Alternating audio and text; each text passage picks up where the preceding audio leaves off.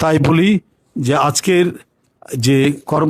যে কর্মসূচি গ্রহণের জন্য আমরা এখানে উপস্থিত হয়েছি, সেই মহান যুগস্রষ্টা এবং আমাদের মুক্তিযুদ্ধের এক বীর সেনানী, সেক্টর কমান্ডার, স্বাধীনতার ঘোষক জিয়াউর রহমান, তার স্মৃতিকে আমরা বারবার স্মরণ করি।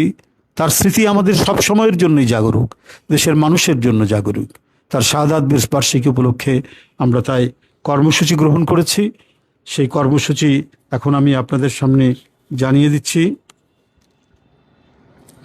যে আমরা 25শে মে থেকে 1 জুন পর্যন্ত 7 দিন ব্যাপী কর্মসূচি, এই 7 দিন ব্যাপী কর্মসূচি আমরা গ্রহণ করেছি। এর মধ্যে ঈদ পড়বে, এই কারণে হয়তো কেউ যদি কোনো আলোচনা সভা বা অন্য কিছু 2-1 দিন পরেও করে তাতেও কোনো অসুবিধা নেই।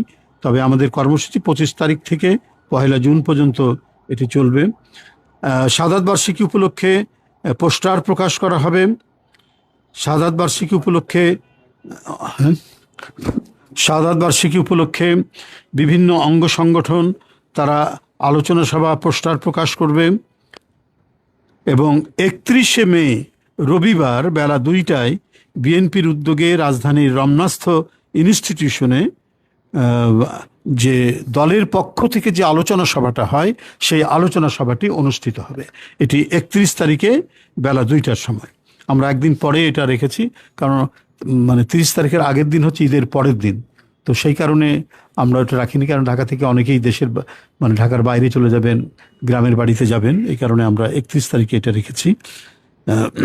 এছাড়াও আপনারা জানেন যে দিবসটি উপলক্ষে বরাবরের মতোই ভোর 6টায় দলের নয়াপল্টনস্থ কেন্দ্রীয় কার্যালয় সহ সারা দেশে দলীয় পতাকা অর্ধনমিতকরণ করা হবে, হাফমাস্ট এবং কালো পতাকা উত্তোলন করা হবে। ওই দিন অর্থাৎ 30শে মে ভোর 6টায় নয়াপল্টনস্থ কেন্দ্রীয় কার্যালয়ে দলীয় পতাকা অর্ধনমিতকরণ ও কালো পতাকা উত্তোলন করা হবে। ওই দিন সকাল 11টায় দলের এখানে যেতে পারেন, সকাল 11টায় দলের সিনিয়র নেতৃবৃন্দ সহকারে বিএনপির নেতৃবৃন্দ এবং অঙ্গ সংগঠনের নেতৃবৃন্দ শহীদ রাষ্ট্রপতি জিয়াউর রহমানের মাজারে পুষ্পার্ঘ্য অর্পণ ও মাজার জিয়ারত করবেন। এবং জিয়ারত শেষে জাতীয়তাবাদী ওলামা দলের উদ্যোগে মাজার প্রাঙ্গণে দোয়া মাহফিল অনুষ্ঠিত হবে। আমরা প্রত্যাশা করছি প্রধানমন্ত্রীর নেতৃত্বে, দলের চেয়ারম্যান তার নেতৃত্বেই সকাল 11টায় আমরা মাজারে যাব। আমরা তার সাথে আলোচনা করে আমরা জিনিসটা ফিক্স করব যে উনি যাবেন। বরাবরই উনি যান, যেহেতু দেশে ফিরে আসছেন, তার নেতৃত্বেই যাওয়া হবে। দিবসটি উপলক্ষে ঢাকা মহানগর উত্তর ও দক্ষিণের প্রতি থানায় দুস্থদের মাঝে কাপড়, চাল, ডাল সহ খাদ্য সামগ্রী বিতরণ করা হবে। শুকনো যে জিনিস আছে সেগুলো আমরা বের করে এইভাবে সারা দেশে বিএনপির উদ্যোগে শহীদ রাষ্ট্রপতি জিয়াউর রহমানের 45তম শাহাদাত বার্ষিকী উপলক্ষে সারা দেশে জেলা ও মহানগরী সহ সকল ইউনিট এবং উক্ত ইউনিট সমূহের অধীনস্থ সকল ইউনিটে কার্যালয়ে 30শে মে ভোর 6টায় দলীয় পতাকা অর্ধনমিতকরণ, এটা বলেছি, ও কালো পতাকা উত্তোলন করা হবে। এবং নিজ নিজ এলাকার সুবিধা অনুযায়ী আলোচনা সভা, দোয়া মাহফিল ও দোস্তদের মাঝে কাপড়, চাল, ডাল সহ খাদ্য সামগ্রী বিতরণ করা হবে। এছাড়াও আজকে যে আলোচনা হয়েছে, আলোচনা সভায় আমাদের বিভিন্ন নেতৃবৃন্দ তারাও কিছু দিয়েছেন, কর্মসূচিগুলো দিয়েছেন। যেটা আমাদের প্রধান কর্মসূচিটা আমাদের বললাম, তারাও বলছে, এটাও আপনাদের কাছে বলে রাখি, সেটা হলো ওলামা দল তারা একটি আলোচনা সভা করবে, তারপরে জাসাস তারা একটি সেমিনার করবে 31শে মে, তারপরে উলফাত ভাইরা তারাও একটি, মুক্তিযুদ্ধ দল তারাও একটি সেমিনার করবে জিয়াউর রহমানের যুদ্ধ কৌশল বা এগুলোর উপর হয়তো একটা করবেন। তারপরে আবুল কালাম তাঁতি দল তারাও আলোচনা সভা করবেন, পোস্টার করবেন। ছাত্রদল নাসির তিনি বলেছেন যে ওই দিন বিভিন্ন কার্যালয়ে ছাত্রদলের কার্যালয়ে তারা মিলাদ করবেন, বিভিন্ন শিক্ষা প্রতিষ্ঠানেই তো হয়, শিক্ষা প্রতিষ্ঠানে মিলাদ করবেন, রচনা প্রতিযোগিতা করবে এবং চিত্রাঙ্কন করবেন। নুরুল ইসলাম নয়ন যুবদলের সেক্রেটারি, নুরুল ইসলাম নয়ন এমপি যুবদলের সেক্রেটারি বলেছে পোস্টার করবেন 10টি বিভাগে। আচ্ছা ঠিক আছে, 10টি বিভাগে 10টি আলোচনা সভা তারা করবেন এবং তার কর্মময় জীবনের উপর বিভিন্ন কন্টেন্ট তারা তৈরি করবেন।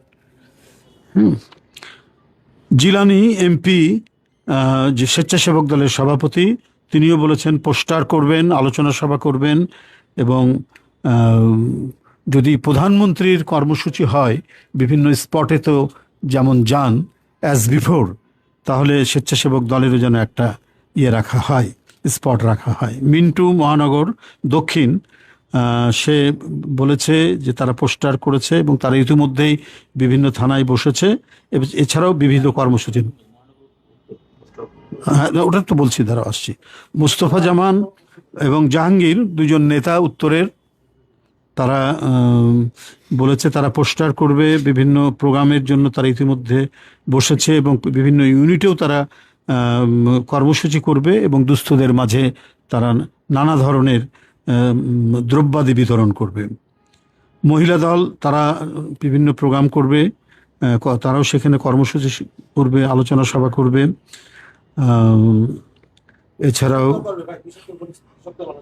আচ্ছা ঠিক আছে, তুমি তো ইয়ে করেন, কৃষক দল আলোচনা সভা করবে, শ্রমিক দলও আলোচনা সভা করবে। আর হলো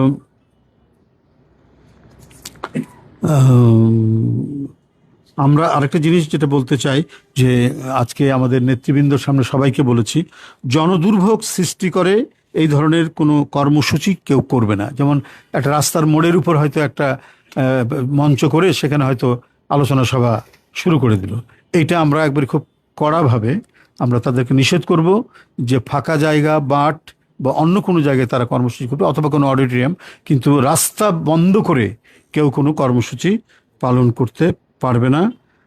জাসাস আরেকটা বলেছে যদি প্রধানমন্ত্রীর প্রোগ্রাম হয় তাহলে এফডিসির সামনে তারা একটা মানে স্পট তারা করতে চায়। এই হচ্ছে আমাদের মোটামুটি আজকের আলোচনা সভার কর্মসূচি। আমাদের রোজ জানালাম যৌথ সভার জন্য কভার করার জন্য এখানে উপস্থিত হয়েছেন, অপেক্ষা করেছেন এবং আমাদের বক্তব্য শুনেছেন। তার আগে আমাদের একজন প্রিয় নেতা মরহুম মিজানুর রহমান সিনহার যে জানাজা হয়েছে সেখানেও উপস্থিত ছিলেন। সকাল থেকে আপনাদের এই দায়িত্ব পালনের জন্য আমি কৃতজ্ঞতা প্রকাশ করে আপনাদের আবারও সবাইকে শুভেচ্ছা জানিয়ে আমার বক্তব্য শেষ করছি।